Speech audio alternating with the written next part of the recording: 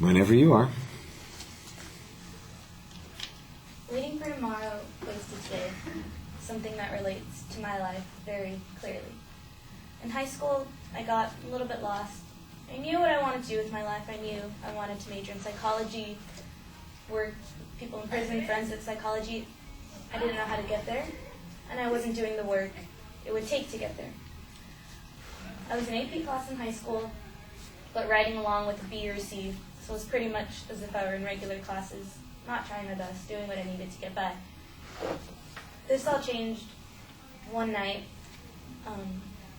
when I just had a breakdown out of nowhere. I was lying in bed, started crying. I felt very, very, very alone. And then I texted my friend, my best friend, who's pretty religious, she's Christian, and I asked her for help. She told me to turn to God.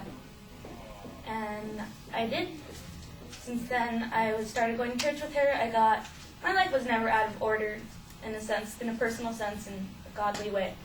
But I got back to the roots of what my family wanted, what I felt I should be doing at the time, and I was happier. I was living every day as if it could be my last. I was working every day as if I wouldn't have tomorrow to make up for it. Now, I thank God every single night for every moment I'm given in life.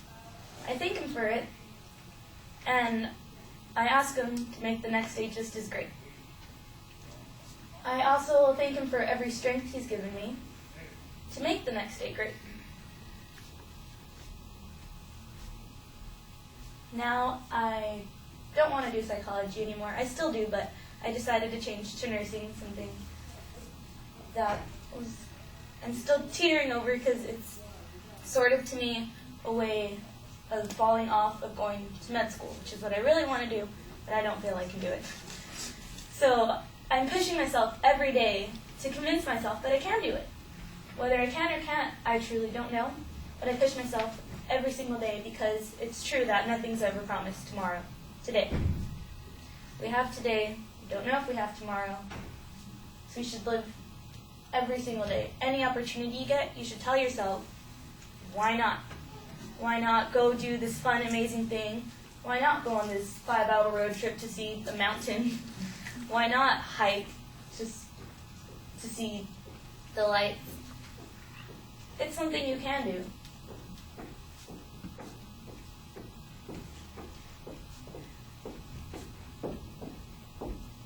So just as a forewarning to everyone that may not be living their life to the fullest, that you should, and to always remember one simple thing that I've also tried to live my life by since about 2008. That's that we don't speak in the terms of the morning after, and we don't utter a single word of the night before.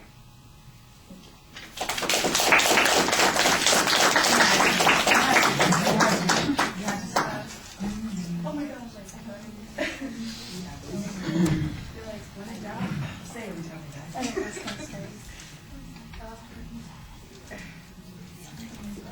Yeah, I said why not? None of the 5 hours.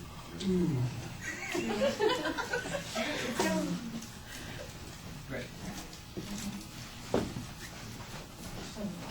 Just walk now.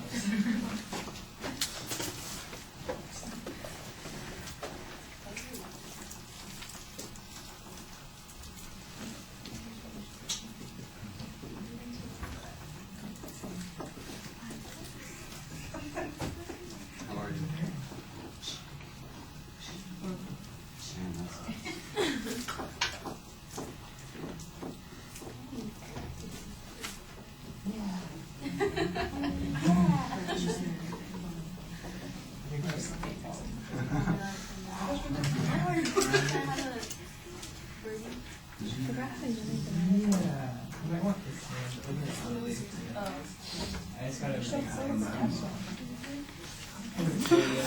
All right, Steph, you seem very nicely involved with the story. It's a good personal story that you're telling us. I think that that's where you want to start instead of using the topic to start with, and then present the topic and try and focus about how the story that you're telling connects with the topic, because I never really get that clear sense that they have linked up or that there is a connection. I do like the fact that you know where you're going. I'm not sure that we know where you're going, but you usually seem like there's a point that you're trying to make, and during the speech I think you get to it several times. In the presentation issues, you do a nice job talking to the audience for the most part. It looks like your eye contact is very consistent and it's distributed, at least from the side it looks like that. You are kind of locked into the one spot. You loosened up a little bit there at the end of the speech. It seemed like you were a little bit more engaged there. Pacing is inconsistent. Sometimes when you're telling the story, it goes pretty smoothly, but anytime there's a break, those breaks are very noticeable. The pauses don't seem natural. They're a little too long, a little hesitant as you're getting going.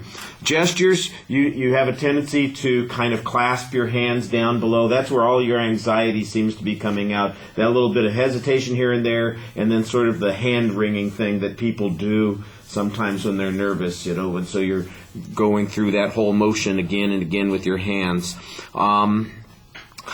You know what? I like the end of the speech. I'm not sure it had much to do with what you were talking about earlier, but I thought you found a graceful way to finish up, and that's always a good thing to do.